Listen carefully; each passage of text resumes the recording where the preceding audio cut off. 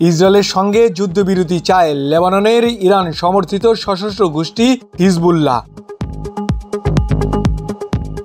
মঙ্গলবার টেলিভিশনে দেওয়া ভাষণে হিজবুল্লাহ উপপ্রধান নাঈম কাসেম একথা জানান।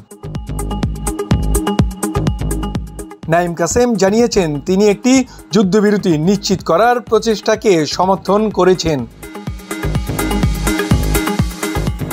তবে প্রথমবারের মতো লেবানন ইসরায়েলের সীমান্ত যুদ্ধ বন্ধ করার পূর্ব শর্ত হিসেবে গাজায় যুদ্ধের সমাপ্তির কথা উল্লেখ করেন তিনি।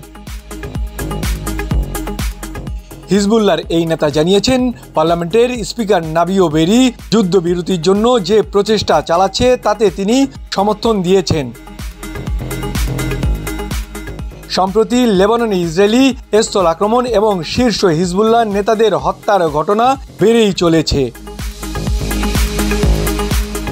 নাঈম কাসেম তার 30 মিনিটের টেলিভিশনের ভাষণে বলেছেন, আমরা যুদ্ধবিরতির জন্য বেরির নেতৃত্বে রাজনৈতিক কার্যকলাপকে সমর্থন করি।